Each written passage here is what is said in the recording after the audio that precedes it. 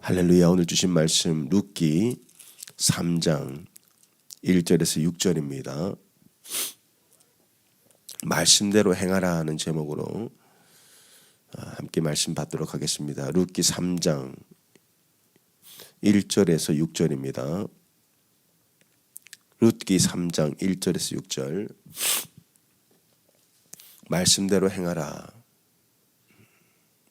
저의 성경 구약 404면에 있는 하나님 말씀입니다. 제가 봉독하겠습니다.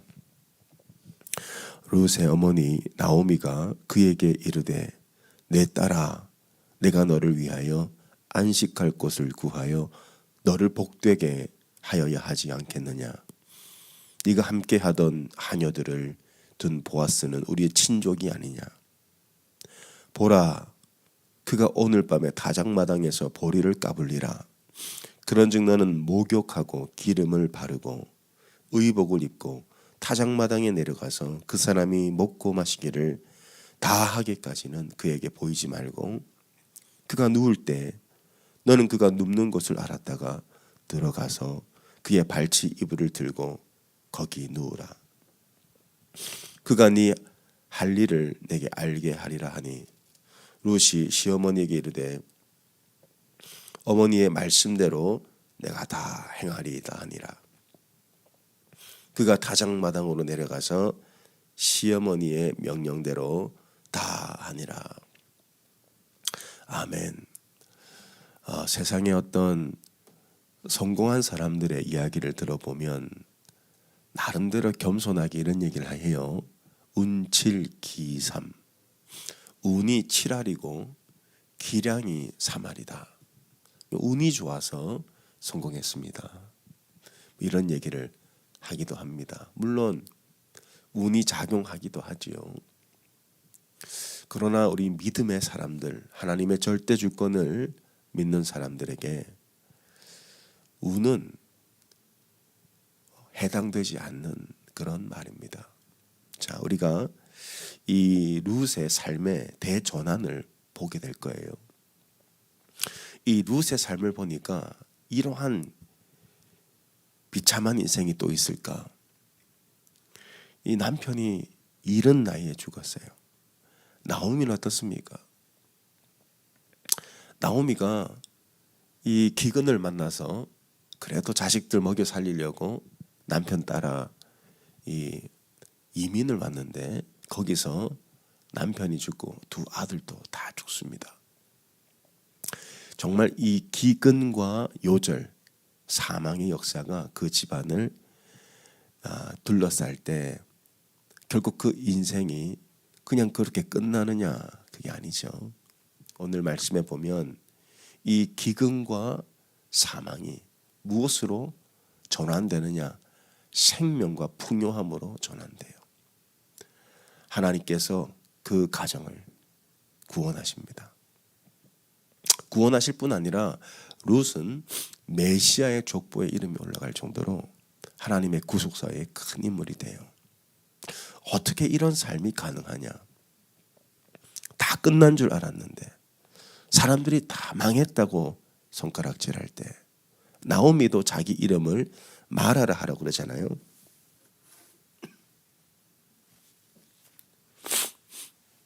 그만큼 인생의 절벽에 벼랑 끝에 매달려 있는 상황 가운데 하나님은 그 기근과 사망의 집안을 생명과 풍요의 집안으로 바꾸십니다. 그러니까 여러분 아직 끝난 게 아니에요. 혹시 이 자리 가운데 정말 나는 이제 가망이 없어. 내 인생은 끝난 것 같아. 그런 생각을 하고 계신 분 있다면 절대 포기하지 마세요. 방법이 있습니다. 룻은 어떻게 그러한 삶을 살 수 있었냐 보니까요. 그게 바로 말씀의 능력이에요. 말씀대로 살면 하나님께서 말씀을 이루세요. 지금 룻이 하나님을 사랑하고 어머니를 향한 사랑 때문에 하루하루 이삭을 줍다가 하나님의 인도하심을 받았어요. 그게 어제 나눈 말씀이죠. 그 밭이 바로 보아스의 밭이었어요. 그것은 우연이 아니라 하나님의 섭리, 하나님의 인도하심이라 그랬습니다. 이때 나오미가 그 이야기를 듣고 룻에게 한 가지 제안을 하죠. 자, 그 보아스가 누구냐? 2절 보게 되면 네가 함께하던 하녀들을 둔 보아스는 우리의 친족이 아니냐. 왜 친족이란 말을 언급하냐? 보아스는 계대 결혼, 즉 남편이 죽었을 때 그 씨를 대신 이어갈 수 있는 자격을 갖춘 자라는 거예요. 그가 오늘 밤에 다장마당에서 보리를 까불리라. 나오미는 이것을 하나님의 섭리로 받아들입니다. 그리고는요, 룻에게 한 가지 말씀을 하는데 3절 이하로 그러즉 너는 목욕을 하고 기름을 바르고 의복을 입고 다장마당에 내려가서 그 사람이 먹고 마시기를 다 하기까지 기다리라는 거예요. 그러다가 이 젊은 여인에게 좀 부담될 수 있는 이야기를 합니다. 4절 그가 누울 때 너는 그가 눕는 곳을 알았다가 들어가서 그의 발치 이불을 들고 거기 누우라. 그가 네 할 일을 알게 하리라. 이 보아스는 말씀에 보게 되면요, 나이가 좀 있는 사람 같아요. 근데 이 시어머니 나오미가 룻에게 그 보아스가 눕는 자리를 잘 봤다가 거기 들어가서 누우라는 거예요. 야, 이게 참 쉬운 일일까? 결코 쉬운 일은 아닌 것 같아요. 그런데 룻이 어떻게 합니까? 이렇게 얘기해요. 5절 룻이 시어머니에게 이르되 어머니의 말씀대로 내가 다 행하리이다. 어머니 말씀대로 행하리이다. 단순히 그냥 어머니를 존경하고 존중하기 때문에 순종한 것이 아니고 우리가 기억해야 될 말씀이 뭐예요? 룻의 신앙 고백이라 그랬어요. 어머니의 하나님이 나의 하나님이시다. 그게 1장 16절에 기록하고 있습니다. 그러니까 룻은 이걸 하나님의 말씀으로 받아들인 거죠. 어머니의 하나님이 내 하나님이니까 어머니의 말씀대로 내가 다 행하리이다. 순종합니다. 그래서 룻은 목욕을 하고 기름을 바르고 그 보아스의 이불을 덮고 그 발밑에 들어가요. 보아스는 그 영문도 모른 채 기분이 좋아서 저녁에 이렇게 이제 다작을 다 하고 나서 이불에 들어가서 눕게 되는데 뭔가 인기척이 느껴질 거 아니에요. 이불을 들춰보니까 룻이 누워 있는 거예요. 이것은 뭘 의미하는 겁니까? 나를 구원하소서. 나의 남편이 되달라는 그러한 고백이죠. 근데 보아스가 어떻게 하죠? 보아스가 이런 얘기를 해요. 나는 당신의 계대 결혼을 할 수 있는 자격을 갖춘 자이지만, 자, 보아스는 자신의 육신의 정욕대로 그 일을 행하지 않아요. 자, 12절, 13절 보겠습니다. 12, 13절 참으로 나는 기업을 물을 자이나 기업 물을 자로서 나보다 더 가까운 사람이 있다. 지금 보아스가 무슨 얘기해요? 충분히 나는 당신의 기업을 물을 수 있습니다. 이 말은 오늘 밤 내가 원하는 대로 할 수 있어요. 육신의 정욕대로 원하는 대로 할 수 있습니다. 그러나 보아스는요, 나보다 더 가까운 친족이 있으니까 그에게 물어보리라. 보아스는 왜 이런 말을 합니까? 보아스는 하나님의 말씀을 존중히 여기는 사람이에요. 그 말씀대로 모세의 율법대로. 그러면서 13절 이 밤에 여기서 머무르라. 기다려요. 하나님의 때를 기다려요. 하나님의 뜻을 물어요. 이 밤에 여기서 머무르라. 보아스도 육신의 정욕이 있는 사람이에요. 그런데 이 밤에 여기서 머무르라. 하나님의 말씀이 있을 때까지. 아침에 그가 기업 물을 자의 책임을 내게 이행하려 하면 좋으니 그가 그 기업 물을 자의 책임을 이행할 것이라. 만일 그가 기업 물을 자의 책임을 내게 이행하기를 기뻐하지 아니하면 여호와께서 살아계심을 두고 맹세하노니 내가 기업 물을 자의 책임을 내게 이행하리라. 아침까지 누워 있을지니라 하는지라. 그냥 밤을 지셉니다. 자신의 육신의 정욕이 아니고 원하는 대로 한 것이 아니라 말씀대로 룻을 지키고 보호하고 아침에 내보냅니다. 자, 그 결과가 뭐예요? 하나님의 축복이 룻에게 임합니다. 결국 나오미는 룻에게 그 가정이 구원받을 수 있도록 보아스에게 보내고, 그리고 룻은 그것을 하나님의 뜻으로 받아들이고 그 말씀대로 순종하게 되고, 또 보아스는 어떻습니까? 자기가 취할 수 있지만은 하나님의 뜻을 묻고 자기보다 가까운 친족에게 먼저 물어보며 하나님의 말씀대로 이 모든 일들을 행해 나갈 때 하나님의 역사가 이루어지는 거예요. 여러분, 이 시대는 어떤 시대라 그랬어요? 사사시대. 사사시대는 어떤 시대였습니까? 사망과 기근이 있는 시대. 그러나 그때도 하나님은 하나님의 말씀대로 행하는 자를 외면치 아니하시고 그들의 삶을 축복하고 있는 것을 보게 돼요. 운이 아닙니다, 여러분.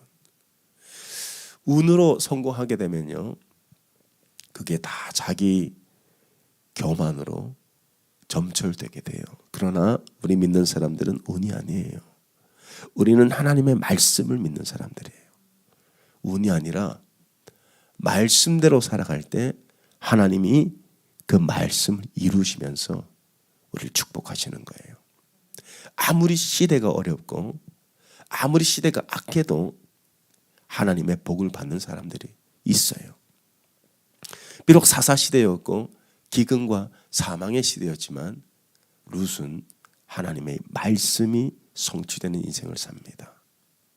지금 시대가 어렵다 그래요. 아이들 키우기도 너무 어렵고 요즘 대학생들도 취직하기가 쉽지 않다 그럽니다.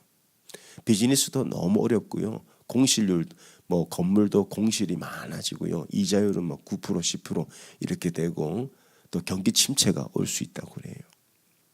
그러나 그것은 이 시대의 모양일 뿐, 이 시대 가운데도 하나님은 하나님의 백성들을 축복하고 계십니다.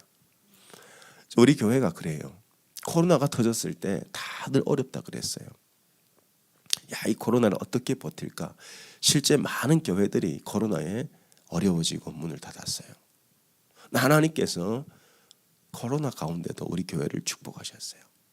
더 사역을 일으키셨고 지금도 사역을 일으키고 계십니다. 이게 어떻게 가능한 일이죠? 이게 우리가 잘해서입니까? 우리가 신실해서입니까? 우리가 실력이 있어서입니까? 아니에요. 하나님의 말씀대로 나갔기 때문이에요. 하나님 말씀하셨어요. 너네 가서 복음 전하라. 예배가 없는 곳에 예배를 일으키라. 그렇게 우리는 그 말씀대로 행했을 뿐입니다. 그러다 보니까 여기까지 온 거예요. 여러분, 아무리 시대가 어렵고 내 상황이 힘들어도요, 절대 여러분 삶을 비관해서는 안 돼요. 절대 여러분의 삶을 쉽게 내려놓지 마세요. 하나님은 여전히 일하고 계세요. 언제 우리는 하나님의 일하심을 경험하냐? 아무리 어려워도요, 매일매일 하나님 말씀대로 순종하고 살면 어느 때에 이르러서 하나님 역전시키십니다. 이게 바로 나오미와 룻의 삶이라고요. 나오미가 고향으로 돌아왔을 때 나를 더 이상 나오미라 부르지 마라. 나를 쓴물이라 부르라. 내 인생은 완전히 망했다는 거예요. 먹을 것도 없죠. 남편도 없죠. 두 자식도 죽었죠. 룻은 어떻습니까? 이방인이지만 유대인들이 사는 이 인종차별이 얼마나 그때 심했겠어요? 거기 와서 그냥 길거리에서 앉아서 땡볕에 이삭이나 줍는 그러한 비참한 인생 아닙니까? 그러한 비참한 인생들이 하루하루 그 말씀을 붙잡고 살았단 말이에요. 이 말씀을 붙잡고 살고, 룻은 어머니의 말씀을 하나님 말씀으로 받아들이고 그 순종하고요. 보아스도 하나님의 뜻을 구하고 말씀에 순종할 때 그 가정이 어떻게 축복을 받습니까? 자, 이 룻은 이렇게 룻기는 끝납니다. 4장 13절부터 보겠습니다. 이에 보아스가 룻을 맞이하여 아내로 삼고 그에게 들어갔더니 여호와께서 그에게 임신하게 하심으로 그가 아들을 낳은지라.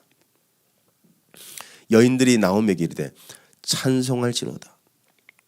여호와께서 오늘 내게 기업 물을 자가 없게 하지 아니하셨도다. 이 아이의 이름이 이스라엘 중에 유명하게 되기를 원하노라. 이는 내 생명의 회복자며 내 노년의 복량자라. 곧 너를 사랑하며 7 아들보다 귀한 네 며느리가 낳은 자로다. 쓴물의 인생이 어떤 인생으로 변화됩니까? 생명의 회복자가 나오미로부터 나오게 되는 거예요. 여러분 아직 늦지 않았어요.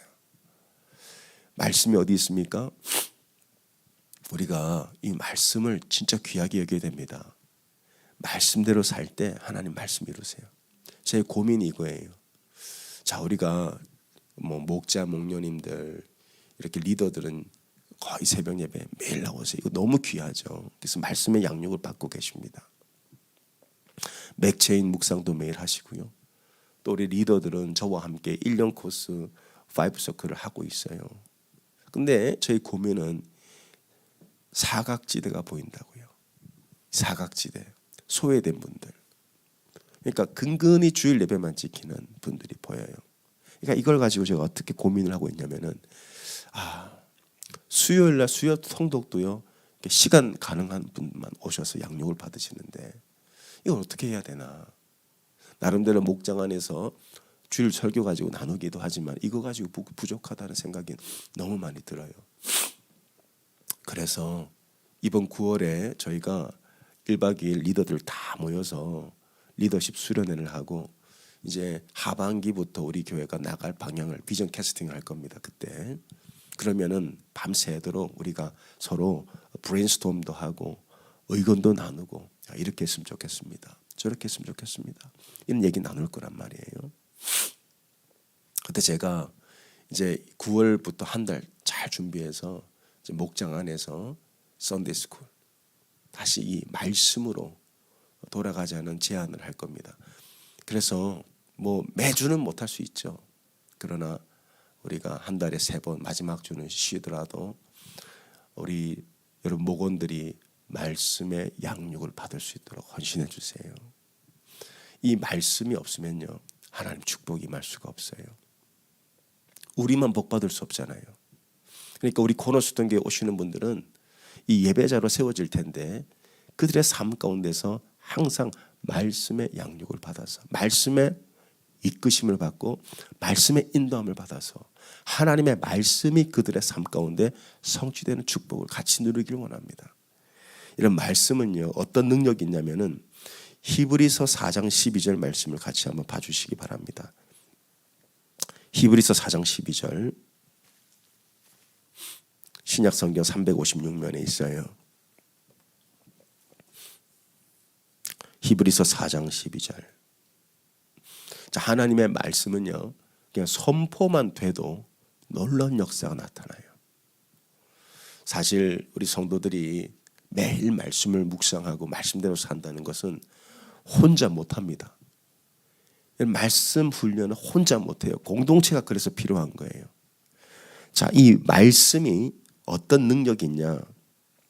히브리서 4장 12절 하나님의 말씀은 살아있고 활력이 있어 좌우의 날선 어떤 것보다도 예리하여 혼과 영과 관절과 골수를 찔러 쪼개기까지 하며 또 마음의 생각과 뜻을 판단하나니. 하나님의 말씀은 살아있어요. 그래서 우리가 말씀을 깊이 있게 공부하고 연구하지 묵상 못해도요 이 모인 자리에서 그냥 말씀만 서로 나눠도 어떻게 돼요? 활력이 돈다고요. 살아난다고요. 사람들이. 신학적 논쟁 같은 거 안 해도 돼요. 뭐가 옳고 그러냐 중요하지 않아요. 그냥 이 모임 안에서 말씀을 서로 주고받으면서 나는 이 말씀에 이런 은혜를 받았어요. 나는 이 말씀에서 이런 깨달음을 얻었어요. 서로 나누다 보면요 그 말씀이 역사해서 그 영혼을 변화시켜요. 결국은 성도는 세상의 운이나 자기의 기술 따라 사는 사람들이 아니잖아요. 말씀 따라 사는 사람들이잖아요. 근데 그 말씀을 따라가다 보면 어느 순간 하나님의 역사를 경험해요. 그러니까 나오미가 아무 소망이 없이 베들레헴으로 돌아왔단 말이에요. 약속도 없이. 그러니까 룻은 나의 어머니 하나님, 내 하나님입니다. 왔어요. 따라왔어요. 아무것도 할 수 있는 게 없어요. 두 과부가 뭘 하겠습니까? 어제 말씀대로 룻은 예배자로서 어머니를 사랑하는 마음으로 이삭을 줍다 보니까 하나님의 인도하심을 받아 이 보아스의 집으로 인도함을 받았단 말이에요. 인도함을 받은 데서 끝난 게 아니에요. 하나님께서 룻과 보아스를 만나게 하셔서 결혼을 하게 하시고 기업을 무르게 하셔서 나오미의 집안에 끊어졌던 생명이 다시 잉태되게 하시고 그 기근이 풍요의 삶으로 하나님 역전시킨단 말이에요. 이 역전의 모든 배후에는 뭐가 있어요? 말씀이 있었다는 거예요. 보아스도 말씀대로 내가 먼저 나보다 앞선 사람에게 물어보겠다. 그가 거절하니까 보아스가 룻을 아내로 맞이합니다. 이 말씀을 순종하는 자들이 모여보세요. 나오미, 룻, 보아스. 말씀을 사랑하고 말씀에 순종하는 자들이 모이니까 역사가 나타나는 거예요. 모여야 됩니다. 여러분, 사탄은 우리를 흩어요. 근데 하나님, 성령님은 우리를 모이게 하시는 분이에요. 모여서 뭐 할 거예요? 모여서 내가 어디서 쇼핑을 했는데, 내가 어디서 운동을 했는데 그거 얘기할 겁니까? 그건 교회 아니잖아요. 시장 바닥이지. 여러분, 교회는 모여서 뭐 하는 곳입니까? 말씀 나누는 곳이에요.